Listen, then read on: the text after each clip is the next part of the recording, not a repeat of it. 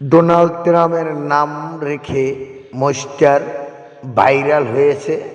সে মহিষটা কোরবানি হবে না, কোরবানি দিতে দিবে না। আইন প্রশাসন জব্দ করেছে এবং স্বরাষ্ট্রমন্ত্রী নিজের অনুমতিতেই জব্দ করেছে।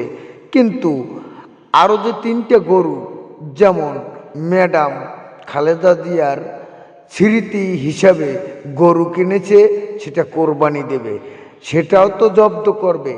এবং নেইমার নামে যে গরুটা ভাইরাল হয়েছে সেটাও তো জব্দ করবে।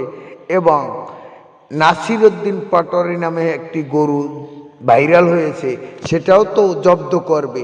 এখানে তিনটা গরুই দেওয়া আছে, কেটা কিভাবে কোনভাবে প্রচার করা হয়েছে, ভাইরাল হয়েছে, গরু তিনটাও জব্দ হবে, তাহলেই হবে আইন। তাই ডোনাল্ড ট্রাম্পকে কেন জব্দ করা হলো, এটাই আমার প্রশ্ন, বাংলার মানুষের কাছে প্রশ্ন এবং আইন প্রশাসনের কাছে প্রশ্ন রইল। আমরা চাই বাংলাদেশের এই মহিষক্রিয়া যাতে বাংলাদেশের সাথে কারোর সাথে বৈরী সম্পর্ক তৈরি না হয়, সবাই যাতে সুন্দরভাবে। আর এটা আমাদের মহামান্য প্রধানমন্ত্রী তারেক রহমান সাহেবের দৃষ্টিগোচর হয়েছে। উনি স্বরাষ্ট্র মন্ত্রণালয়ে বিষয়টা দেখার জন্য বলছেন। এই গরুটা কোরবানি হবে ম্যাডামের নামে। যে গরুটার স্মৃতি আমার ম্যাডামের সাথে জড়িত, সেই গরুটা আমি নিচ্ছি, এটাই তো আমার সবচেয়ে বড় লাভ। ম্যাডামের সম্মানে আমি গরুটা নিয়ে নিচ্ছি। উনি বলতে খামারের চারদিকে দড়ি ছাড়াই রাজকীয় ভঙ্গিতে ঘুরে বেড়াচ্ছে 1600 কেজি ওজনের এই দানব। নাম তার নেইমার।